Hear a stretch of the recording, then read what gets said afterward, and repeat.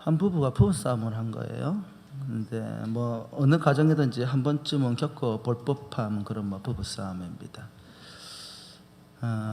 남편이 한참 스포츠를 보고 있는데 아내가 씩씩거리면서 와가지고 리모컨을 확 뺏어버린 거예요. 뺏어가지고 뭘 틀었을까요? 에? 예, 많이 해보신 솜씨다, 그죠? 드라마를 튼 거예요. 드라마를 딱 틀어놓고 있으니까 남편이 보니까 황당하거든. 이 여자가 왜 카노 오늘따라. 그래 어떻게 했을까요?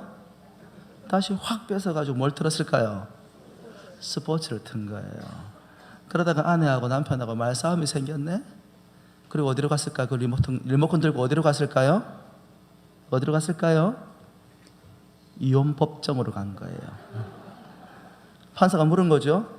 도대체 여기 왜 오셨습니까? 리모컨 때문에 싸우다가 왔습니다. 이야기한 거예요. 여러분 한번 여쭤볼까요? 그 부부가 왜 이혼하려고 하는 거예요? 예? 또 리모컨 때문이라 말하신 분이 있네. 정말로 리모컨 때문이에요? 아니죠. 사실은 리모컨은 그 안에 있는 감정적인 다툼의 촉매제 역할에 불과한 거예요. 단순히 스포츠냐 드라마냐 이 문제도 아는 거예요. 사실은 알고 보면 뭐가 있는 거야. 그 안에는 살아온 내내 눈에 보이든 보이지 아니하던 내적인 갈등이 있어 온 게 드라마고 스포츠고 그리고 뭐예요? 리모컨 하나가 되어진 거예요. 사실은 리모컨 때문에 법정에 가긴 했습니다만 그 두 부부가 싸운 이유는 사실 리모컨이 아닌 거예요. 그 안으로 들어가 보면 뭐가 있는 거야? 각자의 감정의 문제가 있는 거예요. 오늘 우리는 사무엘하 2장부터 해가지고 5장에 나와 있는 말씀을 살펴보게 될 것입니다. 우리가 지난 시간까지 사무엘하 1장까지 이렇게 쭉 살펴보았는데요. 1장과 2장 어근에 있는 이제 여러 가지 이야기들을 같이 살펴보았습니다만 2장과 5장에는 두 가지 주제가 우리에게 등장을 합니다. 하나는 뭐냐면 감정의 문제, 미움, 증오라는 감정의 문제가 하나가 등장을 하고 있고요. 하나는 뭐가 등장하냐면 하나님의 때에 관한 문제가 등장을 한다는 거예요. 사실은요. 그리스도인들은 자신에게 주어진 상황 가운데에서 자기의 감정을 제대로 컨트롤하지 못하면 굉장히 큰 낭패를 당할 일들이 있습니다. 제가 설교 중간에도 말씀을 드리겠습니다. 저 자신도 그런 것들을 실제로 경험해 보기도 했고요. 더 나아가 감정의 어떤 상황들을 넘어서서 내가 옳다고 믿는 신념대로 나아갈 때에 굉장히 어려운 일들이 생길 수가 있습니다. 하나님은 하나님의 때가 있다라고 말씀을 하신단 말이죠. 그 때를 기다리고 인내하는 것이 하나님의 영광이 우리의 삶 가운데 성취되는 굉장히 중요한 방편이 됩니다. 그래서 오늘은 어떤 다윗의 어떤 스토리에 관한 이야기이긴 합니다만은 그 다윗에게 일어났던 사건들 가운데에서 우리가 가지고 있는 감정의 문제가 어떤 영향력을 미칠 수 있는지에 대한 부분들도 한번 다뤄보는 것도 의미 있겠다 생각을 합니다. 한 3주 전부터 기도하면서 준비했던 말씀이기도 하고요. 또 제가 경험했던 여러 가지 상황들도 함께 생각을 하면서 하나님께 기도했던 내용들로 이렇게 한번 만들어 보았는데요. 하나님 주신 어떤 은혜가 함께 있기를 소원합니다. 우리 첫 번째 타이틀 한번 읽어볼까요? 시작. 마음을 잘 지키십시오. 1번 타이틀 한번 읽어볼까요? 시작. 나의 감정보다 하나님의 뜻을 먼저 구해야 합니다. 사무엘하 3장 30절 말씀과 3장 30절 말씀 좀 읽어볼까요? 시작. 요압과 그의 동생 아비새가 아브넬을 죽인 것은 그가 기브온 전쟁에서 자기 동생 아사엘을 죽인 까닭이었더라. 2장과 5장 사이에는 독특한 인물 두 사람이 등장을 합니다. 한 사람의 이름은 아브넬이고 한 사람의 이름은 요압이라는 이름이 등장을 합니다. 여러분, 다윗이 10년 가까이 되는 시간들을 도망자 삶을 살아가다가 드디어 이제 하나님의 특별한 은혜 가운데에서 사울과 그의 자녀들이 죽고 그리고 헤브론으로 하나님 올라가라 명령하셔서 올라갔더니 유다에 있는 지파의 장로들이 나와서 다윗에게 기름을 부어가지고 유다의 왕으로 삼습니다. 하나님께서 궁극적으로 다윗을 향한 계획은 무엇입니까? 단순히 유다 지파 한 지파의 왕이 되는 것이 아니라 온 이스라엘의 왕이 되는 것이 하나님의 계획이었습니다.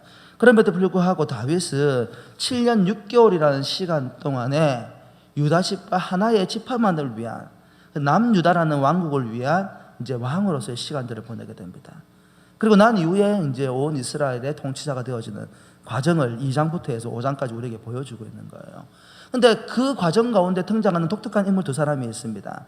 한 사람의 인물은 요압이라는 인물이고 하나는 아브넬이라는 인물입니다. 여러분, 우리가 알기로 사울이 죽고 난 다음에 다윗이 바로 이스라엘의 왕이 된 줄 알고 있습니다만은, 그러나 사무엘하의 역사를 등장해 보면 이스라엘에 또 다른 왕이 하나 더 있었어요. 누구요? 남은 사울의 아들이었던 이스보셋이라는 사람이, 남유다는 다윗이, 나머지 사울이 통치했던 그 위쪽에 있는 지파들은 통합을 해가지고 이스라엘이라는 이름을 가지고 이스보셋이 왕 노릇을 합니다. 근데 그 이스보셋이 왕이 될 수 있었던 결정적인 역할을 했던 사람이 누구냐면 군대 장관이었던 넬의 아들 아브넬이 이스보셋을 옹유해가지고 왕으로 삼습니다. 그리고 남유다에는 유다의 군대 장관이었던 요압이라는 인물이 등장을 합니다. 근데 이 두 사람 사이에 은원이 연결이 되어져 있어요. 어떤 감정적인 문제가 생기냐면, 남유다와 북이스라엘이 나눠지고 난 다음에 각 지파별로 나와가지고 전투를 벌이게 되어집니다. 한 동족이긴 하지만은, 여러분, 독특하게도 마치 남과 북이 우리나라가 나누어져 있는 것처럼 한 형제의 나라이기도 하지만은 각자의 이해관계에 얽혀가지고 끊임없이 서로의 나라를 정복하려고 그렇게 전쟁이 벌어지게 되더란 말입니다.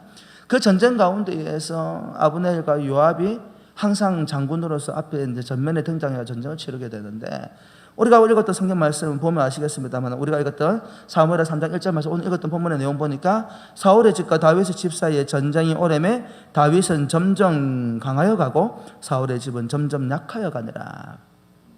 하나님께서 이미 다윗을 왕으로 세우기로 결정하셨기 때문에 그 결과로 인하여서 북이스라엘은 점점점 약해져 가고 있고 남유다는 점점점 강해져 가고 있다는 말입니다. 전쟁에서도 마찬가지입니다. 양쪽 다 용맹한 전사들을 가지고 있습니다만 전쟁을 치르면 치를수록, 여러분, 이스라엘의 아브넬의 부하들보다도, 요압의 부하들보다도 아브넬의 군사들이 굉장히 피해를 많이 입었어요. 하루는 둘이 전쟁이 붙었어요. 요압과 아브넬이 군사들이 끌고 와서 싸움이 붙었는데, 그날 무슨 일이 벌어졌냐면 요압의 군대가 아브넬의 군대를 완전하게 그냥 거의 일방적으로 깔아뭉갰다고 해도 과언이 아닐 정도로 전쟁을 승리로 이끌었습니다. 근데 여러분 잘 보셔야 되는데, 다음에 제가 이제 이런 내용들을 다루게 될 기회가 있을지 모르겠습니다만은, 선줄로 생각하다 넘어줄줄 생각해야 되고, 무엇보다도 자기의 위치 그리고 자기의 능력을 객관적으로 이성적으로 정확하게 판단할 수 있어야 돼요. 우리가 하나님을 섬기지만은 뱀처럼 지혜롭고 비둘기처럼 순결할 수 있어야 됩니다. 요시야가 신실한 왕이었지만 그는 하나님의 뜻을 제대로 분별하지 못했고 정세를 제대로 읽지 못했기 때문에 무기토에서 전사를 하게 되어지고, 요시야가 죽는 바람에 남유다가 급전직하 엄청난 타락의 길로 들어가게 되어집니다. 때때로 신실한 믿음의 사람들조차도 자신의 상태나 능력이나 역할들을 제대로 분석하지 못하고 판단하지 못해서 낭패를 겪을 때가 있다는 거예요. 요압이 남유다가 일방적으로 북이스라엘을 밀어붙여가지고 아브넬 군대를 혁파를 했는데, 문제는 뭐냐면 그 요압의 동생 가운데 아사헬이라는 장관이 있었어요. 군인이 있었던 거예요. 근데 이 아사헬이 성경 말씀에 뭐라고 이야기하냐면 그 발걸음이 얼마나 빠른지 노루와 같이 뛰었다고 그랬어요. 일방적으로 전쟁을 승리하고 나니까 요압의 동생이었던 아사헬이 아브넬을 만만하게 여기고 어떻게 하냐면 쫓아갑니다. 요압이 말릴 새도 없이 쫓아가가지고 아브넬을 죽이겠다고 달려갑니다. 그 상황 가운데 이 이야기가 2장과 3장에 등장하고 있는 이야기입니다. 꼭 읽어보시기 바랍니다. 그 상황 가운데에서 아브넬이 뭐라고 이야기하냐면, 아사헬아, 나를 쫓아오지 말라. 비록 우리 군대가 패하게 냈어도 너하고 나하고 싸움이 붙어가지고 싸움이 될 만한 실력이 아니야. 아니, 전쟁을 치르는데 그런 이야기 왜 하죠? 사실은 남과 북으로 나누어진 상태에서 전쟁을 벌이고 있습니다만 원래 유다와 북이스라엘은 하나의 형제의 나라였어요. 다른 말로 하면 요압과 아브넬은 서로 절친한 관계였다 이 말이에요. 그러다가 상황이 둘로 나누어져 가지고 어쩔 수 없이 각자 나라의 군대 장관으로 싸움이 붙어 가지고 있긴 하지만은 아브넬이 생각할 때 요압의 동생이잖아요. 그래도 안면이 있고 잘 알고 있는, 함께 전쟁에 나가가지고 생사고락을 같이 했던 전우였던 사람의 동생인데, 일반적인 병사는 뭐 어쩐지 몰라도 그 아브넬의 동생만큼 살려주고 싶었던 거예요. 근데 아사헬이 자신들이 거두어낸 성과에 도취가 되어져 가지고 자기가 어느 정도의 역량과 능력을 가지고 있는지를 제대로 파악하지를 못했어요. 아브넬이 도망을 가면서 안 돼, 쫓아오지 마, 너 나 쫓아오면 죽어, 몇 번이나 독려하고 말리지만은 아사헬이 기어코 아브넬을 죽이려고 하다가 아브넬의 창에 찔려서 죽임을 당하게 되어집니다. 이 문제 때문에 요압과 아브넬 사이에 깊은 감정의 골이 생기게 되어져요.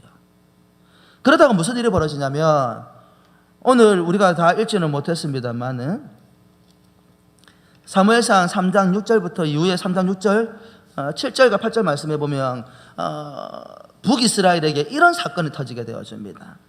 7절 말씀해 보니까 사울에게 첩이 있었으니 이름을 리스바요 아야의 딸이더라. 이스보셋이 아브넬에게 이르되 내가 어찌하여 내 아버지의 첩과 통관하였느냐 하니 아브넬이 이스보셋의 말을 매우 분하게 여겨 이르되 내가 유다의 갯머리냐, 내가 오늘 당신의 아버지 사울의 집과 그의 형제와 그의 친구에게 은혜를 베풀어 당신을 다윗의 손에 내주지 아니하였거늘 당신은 오늘 이 여인에게 화난 화물을 내게 돌리는도다. 아브넬이 북이스라엘의 군대 장관이라고 얘기했잖아요. 근데 이스보셋이 어떻게 왕이 됐냐 이 말입니다. 잘 보셔야 되는데, 아사헬도 상황을 판단하지 못해가지고 죽임을 당했고요, 이스보셋도 비슷한 일을 겪게 되어집니다. 여러분, 이스보셋이 능력이 있어가지고 이스라엘이 왕이 된 게 아니에요. 객관적인 사실, 팩트를 가지고 보면 아브넬이 그래도 장로들을 설득해가지고 사울의 남은 아들이었던 이스보셋을 왕으로 옹립한 상태였다라는 거예요. 그러다가 어느 날 이스보셋이 마음에 상하는 일이 생겼어. 왜요? 자기 아버지의 첩이었던 리스바를 누가 취한 거야? 군대 장관이었던 아브넬이 취한 거예요. 여러분, 아버지의 첩이란 말은 다른 말로 무슨 이야기예요 이게? 자기 아버지의 아내고 자기에게는 비록 친어머니는 아니라 할지라도 양어머니가 되는 사람이잖아요. 아무리 아버지가 돌아가셨다 할지라도 여러분, 자기 선왕의 아내를 취한다는 말이 무슨 말인지 혹시 아십니까? 무슨 말이에요?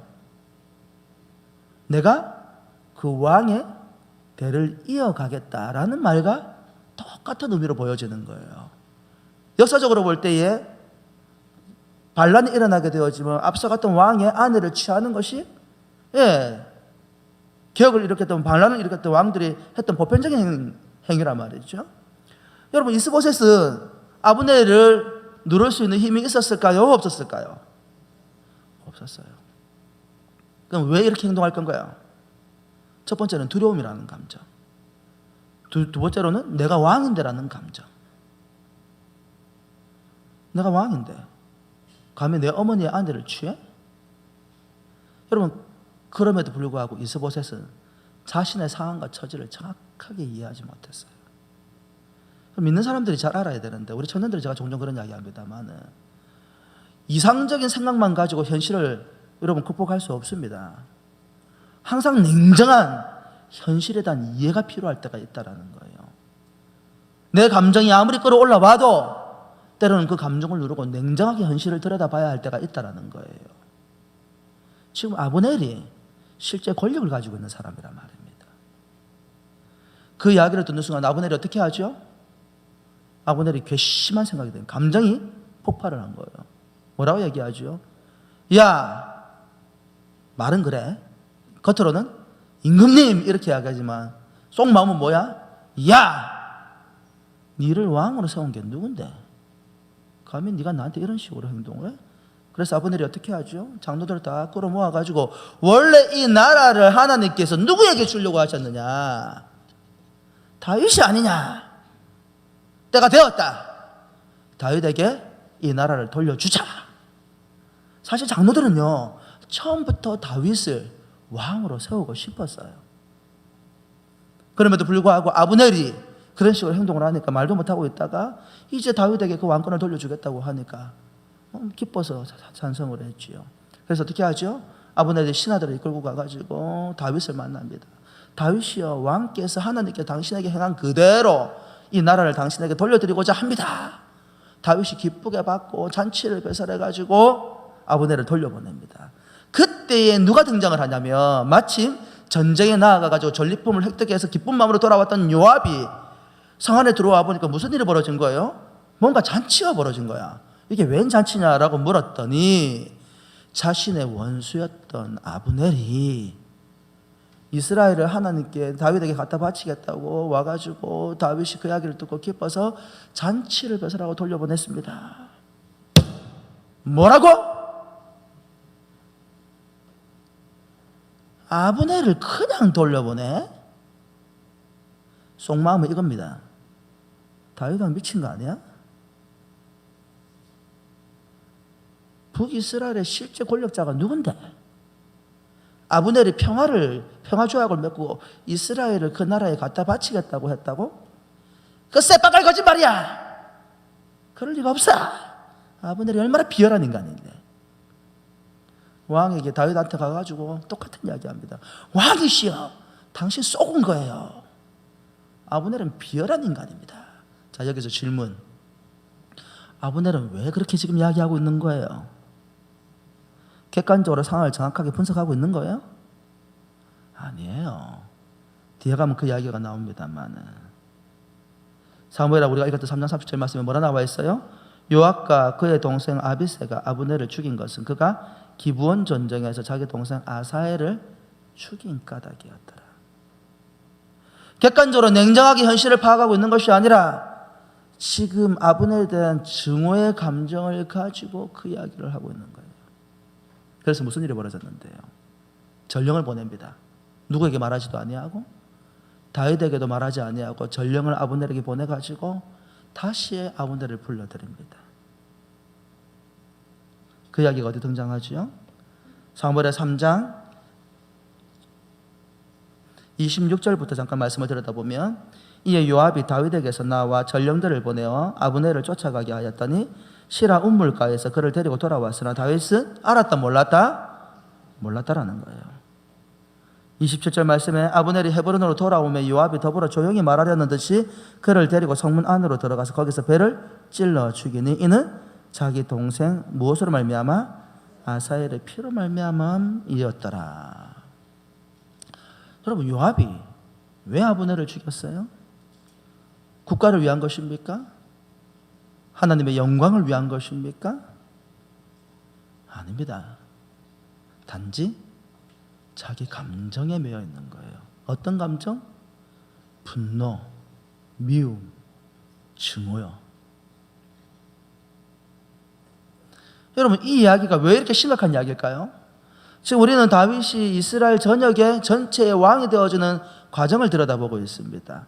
그런데 이 이야기를 굳이 왜 다루고 있을까요? 헤브론의 왕이 되었다가 전 이스라엘 왕이 되었다, 그렇게 이야기하면 끝나는 이야기 아니에요?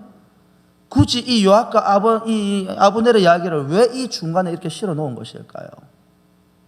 이 두 사람의 감정적인 골이 미치는 영향력이 도대체 뭐냐 이 말입니다.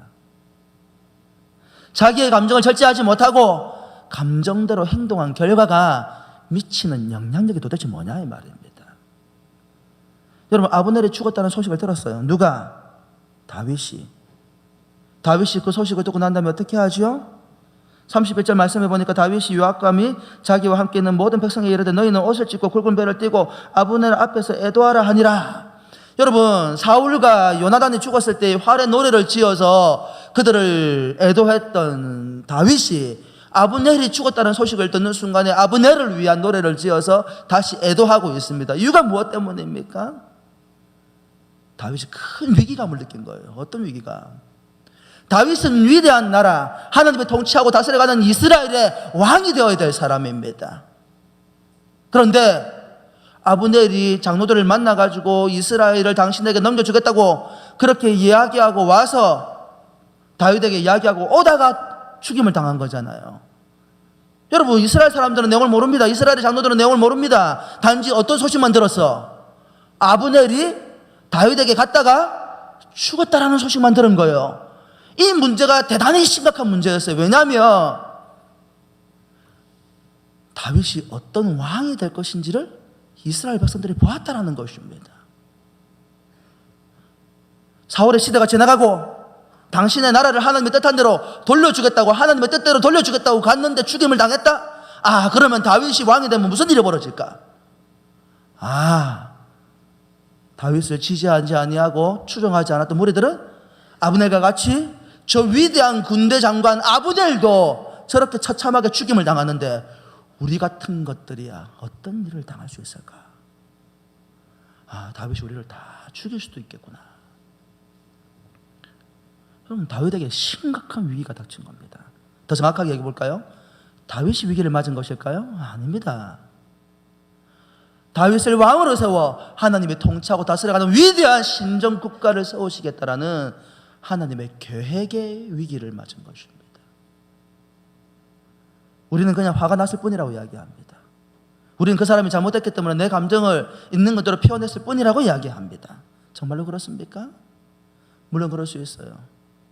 인간은 누구나 다 비슷해요. 사랑받으면 사랑하게 되어지고 기뻐하게 되어지고, 누군가를 나를 미워하고 나를 증오하면 나도 똑같이 미워하고 증오하게 되어 있는 게 인간의 감정입니다.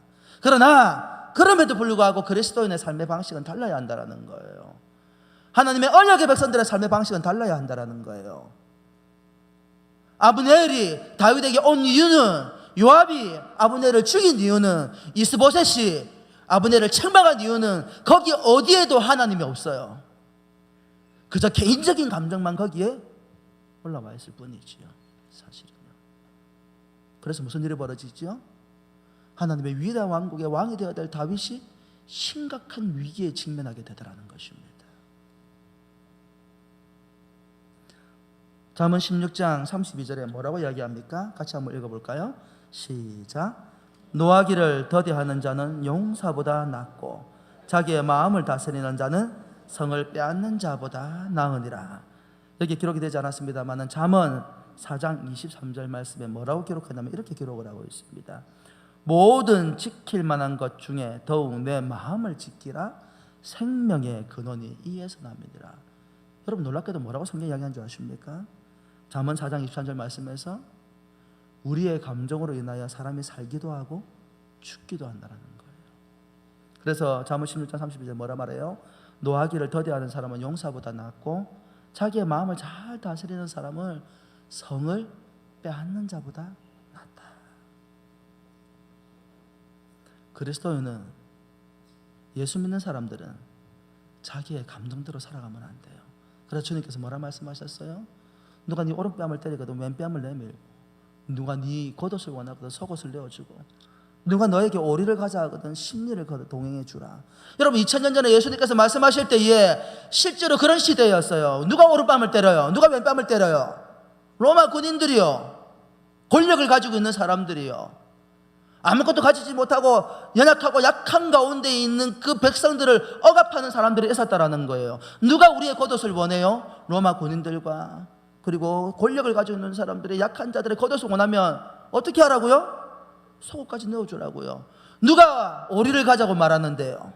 열심히 농사 지어가지고 소득을 얻었더니 로마 군사들이 와가지고 싹 다 거두어 가버립니다. 얼마나 거두어 가는지 자신들이 빼앗아가는 탈취한 노랑물들을 마차 가득가득 채워가지고 끌고 가는데, 그게 무겁다고 빼앗은 그 농부에게 야, 오리만 밀어라고 이야기한다 이 말이죠. 근데 주님께서 뭐라고 말씀하셨어요? 그럴지라도 어떻게 하라고요? 십리를 동행해 주래요. 여러분, 이해가 됩니까? 그런데 너희들이 예수를 믿는다고 말을 하면 그렇게 살아야 돼. 그렇게 살면 따라합시다. 복을 받습니다.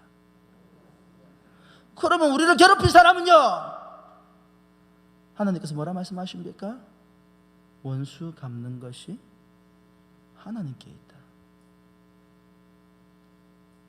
우리에게는 누군가로부터 고난과 핍박을 당했다고 갚을 만한 고난이 있다 없다? 없다. 왜요? 왜요? 저와 여러분이 누구의 소유이기 때문에? 하나님의 소유이기 때문에. 우리가 이것을 잊어버리는 순간 우리는 우리의 감정대로 행동하게 됩니다. 아브넬도, 이스보셋도, 요압도. 그러면 그렇게 끝나는 것인가요? 아닙니다. 감정이 앞서서 하나님의 뜻을 막아서면 거기에 대한 심판이 있습니다. 다윗의 위대한 여정을 막았던 요압은 어떤 결과를 맞이하게 될까요? 사무엘하 3장 28절과 29절 말씀에 뭐라고 이야기합니까? 같이 한번 읽어볼까요? 시작. 그 후에 다윗이 듣고 이르되 넬의 아들 아브넬의 피에 대하여 나와 내 나라는 여호와 앞에 영원히 무죄하니 그 죄가 요압의 머리와 그의 아버지의 온 집으로 돌아갈지어다. 또 요압의 집에서 백탁병자나 나병 환자나 지팡이를 의지하는 자나 칼에 죽는 자나 양식이 떨어진 자가 끊어지지 아니할지로다 하니라. 요압은 자신의 감정대로 동생의 복수를 했을 뿐입니다만은 그가 한 행동으로 인하여서 하나님의 위대한 여정과 구속의 역사가 막힐 위기에 처했다라는 것을 성경이 이야기해 주고 있는 거예요. 요압은 자신의 감정대로 행사했지만 하나님의 놀라운 구원의 역사를 막을 뻔했던 일이 되었다라는 거예요. 그래서 다윗의 입을 통해서 하나님께서 그 요압의 가문이 어떻게 될지를 말씀해 주십니다. 어떻게 돼요? 백탁병자나 나병 환자나 지팡이를 의지하는 자나 칼에 죽는 자나 양식이 떨어진 자 끊어지지 아니할지로다. 하나님의 역사를 막는 자에게 우리의 감정을 절제하지 못하고 하나님의 역사를 막아버리면 무슨 일이 벌어진다고요? 거기에 하나님의 심판이 있다. 성경이 그렇게 이야기하는 거예요. 유명한 미술가 르오의 판화에 재미있는 제목의 판화가 있습니다. 거기 어떻게 제목이 타이틀이 달려있냐면 이렇게 달려있어요. 그 판화 제목이 향나무는 자기를 찍는 도끼 날에도 향을 묻힌다. 뭐라고요? 향나무를 도끼로 탁 찍으면 자기를 생명을 해하는 거잖아요. 향나무 입장에서는. 근데 도끼에 뭐가 묻는다고? 그 향나무에 향을 묻힌다. 이것이 그리스도인의 삶입니다. 그리스도인은 그래서 주님께서 뭐라고 말씀하셨습니까? 네 원수도 어떻게 하라? 사랑하라. 할렐루야. 남편이 원수처럼 느껴질 때가 있지요. 자식이 원수처럼 느껴질 때도 있지요. 아내가 혹은 내 형제와 자매들이 혹은 믿음의 공동체 안에 누군가가 내 원수처럼 느껴질 때가 있습니다. 그럴지라도 어떻게 하라? 사랑하라. 할렐루야. 그럼 여기 질문, 아브넬과 요압은 도대체 왜 이렇게 행동을 한 것일까요? 성경이 그 이유에 대해서 이야기를 한다 이 말입니다. 2번 한번 읽어볼까요? 시작. 교만은 공로의식으로부터 시작됩니다. 1번 타이틀 읽어볼까요? 시작. 나의 공로입니까? 하나님의 공로입니까? 사무엘하 3장 7절과 8절, 사무엘하 3장 27절과 28절 같이 읽어볼까요? 시작. 사울에게 첩이 있었으니 이름을 이스바여 아야의 딸이더라. 이스보셋이 아브넬에게 이르되 내가 어찌하여 내 아버지의 첩과 통관하였느냐 하니 아브넬이 이스보셋의 말을 매우 분하게 여겨 이르되 내가 유다의 계머리냐? 내가 오늘 당신의 아버지 사울의 집과 그의 형제와 그의 친구에게 은혜를 베풀어 당신을 당신의 손에 내주지 아니하였거늘 당신이 오늘 이 여인에게 관한 허물을 내게 돌리는도다. 사무엘하 3장 27절 28절 읽어볼까요? 시작. 아브넬이 헤브론으로 돌아오며 요압이 더불어 조용히 말하려는 듯이 그를 데리고 성문 안으로 들어가 거기서 그를 찔러 죽이니 이는 자기 동생 아사헬의 피로 말미암음이더라. 그 후에 다윗이 듣고 이르되 넬의 아들 아브넬의 피에 대하여 나와 내 나라는 여호와 앞에 영원히 무죄하다. 여러분, 사울의 첩을 범하고 난 다음에 이스보셋이 책망하고 나니까 아브넬이 제일 많이 한 말이 뭔지 아십니까? 내가 유다의 계머리냐? 내가 오늘 당신의 아버지 사울의 집과 그 형제와 그의 친구에게 은혜를 베풀어 당신의 다윗 손에 내주지 아니하였거든. 당신이 오늘 어찌하여 나에게 이렇게 행동하느냐? 지금 다윗이 지금 아브넬이 이스보셋이 왕이 된 것을 누구의 공로로 돌리고 있어요? 누구의 공로로? 자기 자신의 공로로. 그럼 여러분 질문해 볼까요? 이스보셋이 어떻게 해서 왕이 되었을까요? 눈앞에 있는 현실의 눈으로 보면은 그래요. 힘 있는 군대 장관이었던 아브넬이 이스보셋을 세웠지. 하지만 사실은 누가 세운 거예요? 하나님이 세우신 거예요. 왜 다윗에게 이와 같은 여정을 지켜나가게 하시는지 이해는 알지 못하지만 모르긴 몰라도 이 여정 때문에, 이 과정 때문에 사람들이 더 다윗을 신뢰하게 되었다고 봅니다. 이런 갈등들이 있었기 때문에 다윗이 더 신뢰받는 왕이 되었다라는 거예요. 하지만 분명한 사실은 무엇입니까? 이스보셋이 왕이 된 것은 아브넬 때문이 아니라는 거예요. 하나님이 그를 왕으로 세우셨다라는 거예요. 그런데 아브넬은 뭐라고 얘기해요? 내가 너를 왕으로 세웠고 내가 너를 이렇게 만들었고 내가 이 나라를 이렇게 했다.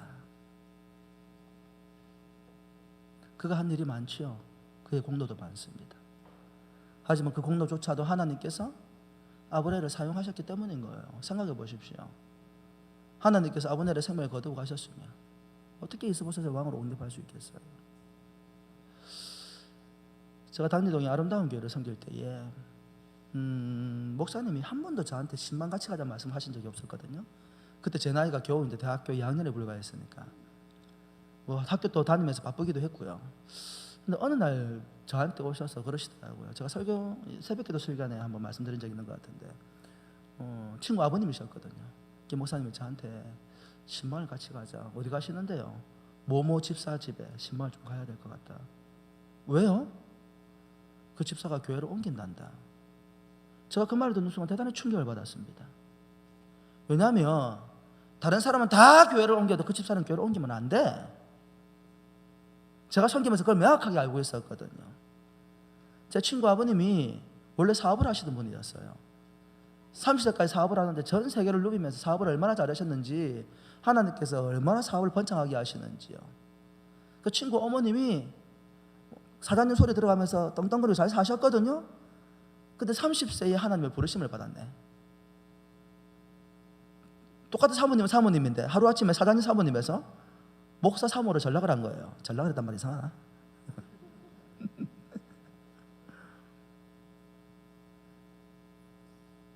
그래가지고 당기동에 개척을 하신 거예요.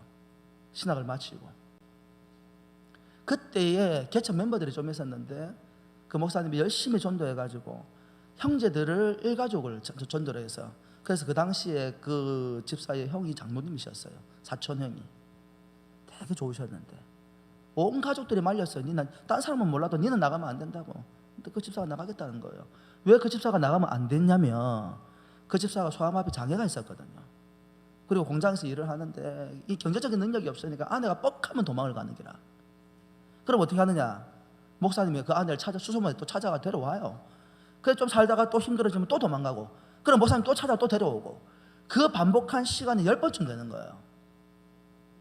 4, 5년 상간에 10번이나 목사가 목회를 해야 되는데 성도 아내 찾으러 다닌다고 전국을 누비고 다니는 거예요. 그래서 목사님이 생각하신 거야. 이렇게 돼서는 안 되겠다.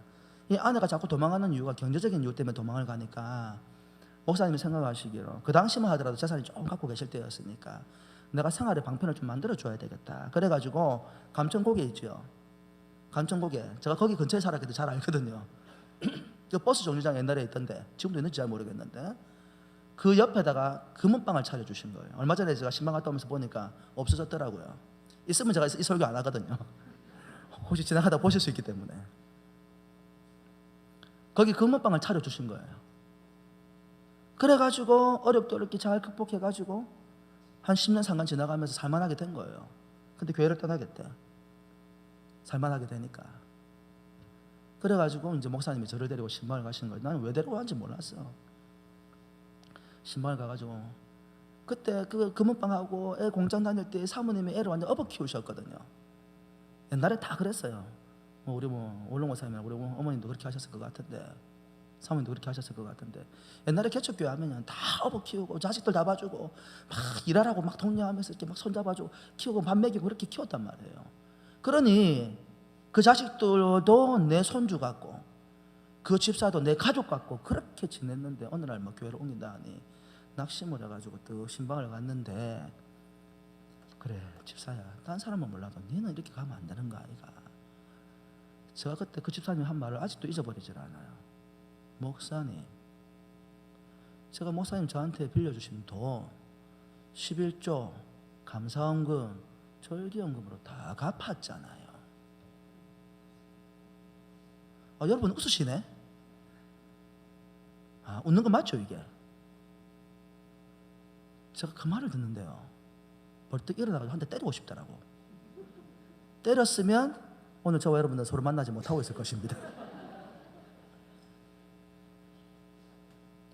그때 목사님이 아직도 기억나요.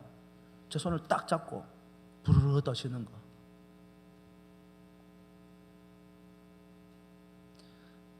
그거는 하나님께 드린 거잖아.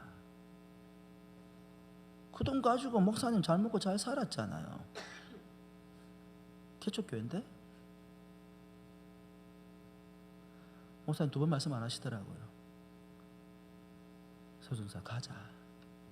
나와가지고 내려오는데 목사님 눈물을 주르르 흘리시더라고요. 제 손을 잡고 내려오시는데 손을 벌벌벌벌 떠시는 게 제가 느껴지는데, 제가 아직도 그 장면이 잊혀지질 않습니다. 힘들고 가난할 때 업어 키우고 먹이고 재우고 재정까지 다 대줘가 살만한 형편이 되고 나니까, 그때 목사님 하신 말씀이 있어요. 서준사야, 내가 했는가 보다 하나님께 안 먹고, 그러니 내가 오늘 이렇게 비참한 꼴을 당한다.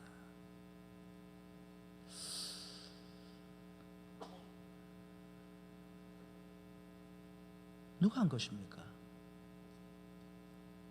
그 집사님의 인생을 누가 그렇게까지 키워주신 거예요? 하나님께서 지켜주신 거예요. 하나님께서 인도해 주신 거예요. 목사님을 통해서 하나님께서 그렇게 세워주신 거예요. 근데 자기가 노력해서 그만큼 성과를 냈다 하시더라고. 내가 땀 흘리고 내가 수고해가지고 이만큼 했고 교회에 그만큼 헌신했으면 됐지, 좀 제발 좀 편하게 가게 해주십시오, 그러더라고요.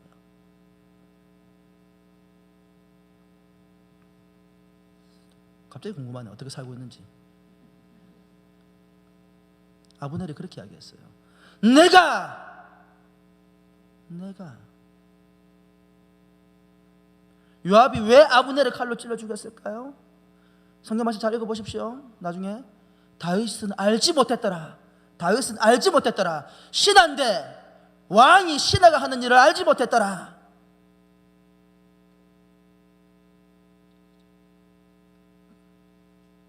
자기가 했다라는 거예요. 자기가. 하나님이 아니고.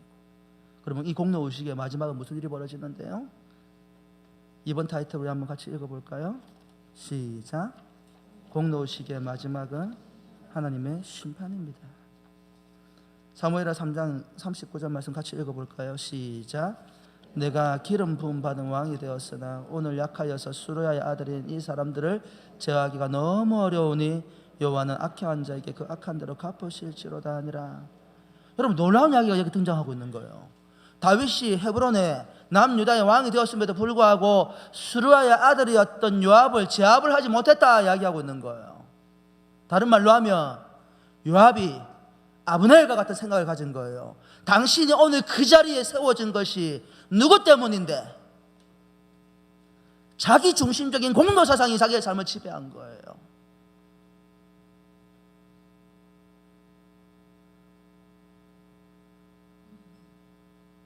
여러분의 가정이 이만큼 세워진 게 누구 때문입니까? 우리 몸된 교회가 이만큼 성장하고 자란 것이 누구 때문입니까? 원로 목사님을, 장로님들을, 여러분 한 사람 한 사람을 도구로 사용하신 하나님의 은혜입니다. 나의 공로의식을 가지는 순간 이것은 우리의 교만이 됩니다. 그래서 하나님께서 어떻게 하시죠? 자기 공로의식에 자기가 했다고 믿는 그 요압에게 다윗이 뭐라고 얘기합니까? 여호와는 악행한 자에게 그 악한 대로 갚으실지로다 하니라. 사랑하는 성도 여러분, 우리는 하나님의 몸된 교회를 선신할 수 있습니다. 물질로 헌신할 수 있고 시간과 삶으로 헌신할 수 있습니다. 그럼에도 불구하고 우리의 공로라고 말해서는 안 됩니다. 정확하게 얘기해 볼까요? 저와 여러분들은 하나님께서 이 자리에 불러주지 아니하시면 우리가 어떻게 이 자리에서 예배를 드리고 이 수십억의 인구 가운데에서 하나님께서 저와 여러분들을 기억하여 주셔서 구원의 은혜로 불러주지 아니하시면 누가 하나님을 예배하고 찬양하고 노래할 자가 있겠습니까? 오늘 이 가운데에서 하나님께서 불러주지 아니하시면 세상 가운데에서 자기를 노래하고 자기를 찬양하다가 지옥의 불구덩이로 들어가서 심판받을 인생이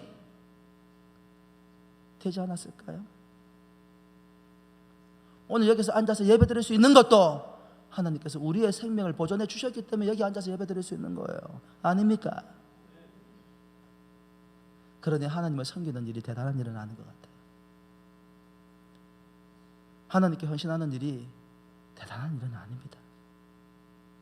그저 하나님께서 우리를 향한 그 은혜에 아주 조금 하나님의 구원의 역사에 통로가 되었을 뿐인 것이지.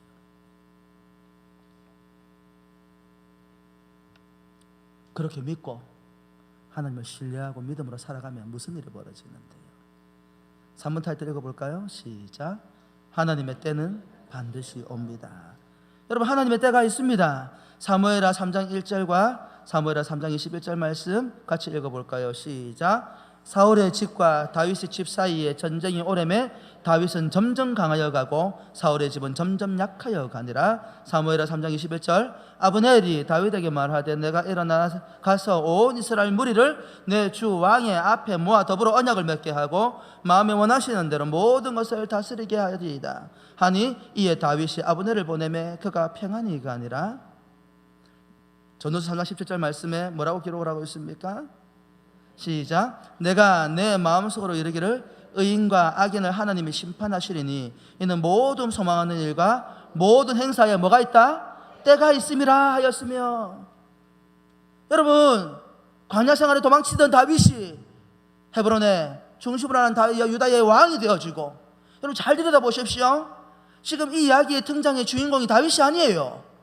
지금 2장부터 해서 5장에는 주로 요압과 아브넬과 거기에 관련된 사람의 이름이 계속해서 등장을 합니다. 마치 다윗은 그 가운데 저열처럼 등장하고 있다 이 말입니다. 무슨 말이냐면 이 과정 가운데 다윗이 하는 일이 없어요. 때가 되니까 하나님께서 특별한 방식으로 인간의 이심과 교만과 공동사상과 모든 감정적인 고를 통하여서 하나님께서 그들의 삶을 정리해 나가기 시작을 하시는데, 놀라운 사실은 다윗이 하는 일이 없어요. 그냥 거기 있어요. 너희는 가만히 있어. 너희 주 여호와 하나님이 하시는 일을 보라. 할렐루야. 여러분, 때가 되면 내 힘으로 어찌할 수 없는 상황이 온다 할지라도 두려워하거나 염려하지 마십시오. 하나님의 때에 하나님의 방식으로 여러분을 향한 하나님의 축복과 인생의 계획들을 성취해 나가시는 분이라 이 말입니다. 묵묵히 믿음으로 살아가면 됩니다. 묵묵히 하나님을 바라보고 가면 돼요. 억지로 무엇인가를 만들어내려고 하지 않아도 때가 되면 믿음의 언약의 백성들에게 약속하신 그 모든 것들을 하나님께서 성취시켜 주신다 이 말입니다. 다윗이 하나님을 바라고, 이스보셋도 아브넬도 요압도 아사엘도 그 누구도 하나님을 바라보지 않을 때에 다윗은 하나님을 바라보면서 묵묵히 하나님께서 하신 일들을 사모해 나갈 때에 악인들은 하나님께서 다 물리치시고 하나님의 방식대로 선을 이루어 가더라 이 말입니다. 그래서 때가 되면 하나님께서 세워주십니다. 여러분, 하나님이 세우시고 높이시는 인생이야말로 복된 인생입니다. 사무엘하 5장 10절 말씀 같이 한번 읽어볼까요? 사무엘하 5장 10절 말씀입니다. 시작.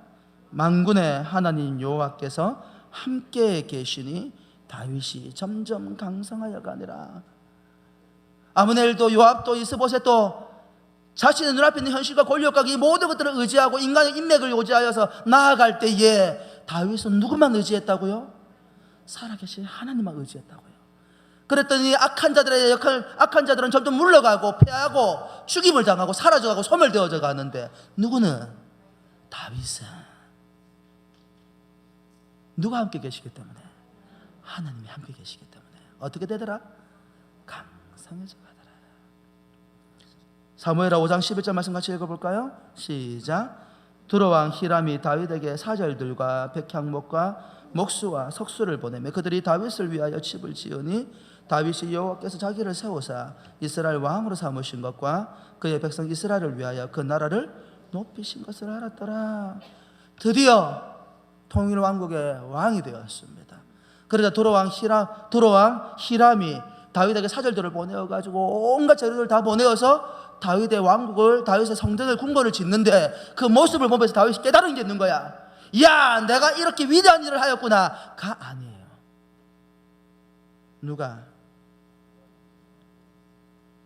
여호와께서 높이신 것을 알았더라. 우리 전도서 3장 11절 말씀 같이 읽어볼까요? 시작. 하나님이 모든 것을 지으시되 때를 따라 아름답게 하셨고 또 사람들에게는 영원을 사모하는 마음을 주셨느니라. 그러나 하나님이 하시는 일의 시종을 사람으로 측량할 수 없게 하셨도다. 여러분, 사랑하는 성도 여러분, 우리는 하나님의 높이와 하나님의 넓이와 하나님의 깊이를 이해할 수 없습니다. 그러나 한 가지 분명한 사실, 전도서에서 뭐라고 얘기합니까? 하나님께서 모든 것을 지으시되 때를 따라 어떻게 하신다고요? 아름답게 하신다. 할렐루야. 우리 여자 성도님들에게 여쭤봅니다. 아름답고 싶어요? 못나고 싶어요? 우리 남자 성도들에게 여쭤볼까요? 멋지고 싶어요? 못나고 싶어요? 그냥 되는 대로 살고 싶으셔요? 여러분, 하나님을 바라보고 믿음으로 나아가면 때가 되면 어떻게 하신다고요? 아름답게 하신다. 우리 외모 말하는 거예요? 참 좋긴 하겠다. 외모도 아름답게 만들어주시면. 아니에요. 우리 인생에 관한 이야기예요. 눈물 나고 힘들고 고통스러운 시간들을 저와 여러분들 보내고 있습니다. 많이 괴롭고 힘든 시간들을 보내고 있지 않아요? 그럼에도 불구하고 이 눈앞에 있는 현실 가운데에서 타협하지 아니하고 세상 가운데에서 길을 찾지 아니하고 묵묵히 하나님을 믿는 믿음으로 나아가면 어떻게 하신다고요? 때가 되면 하나님께서 여러분의 인생을 아름답게 하셔서 주변 사람들이 그렇게 말할 것입니다. 와, 저 사람들의 삶은 왜 저렇게 아름다워? 왜 저렇게 향기로워? 어떻게 저렇게 멋있을 수가 있어? 누가? 살아계신 하나님께서. 여러분, 여러분의 감정을 하나님께 넣어드리시기를 주의 이름으로 축원합니다.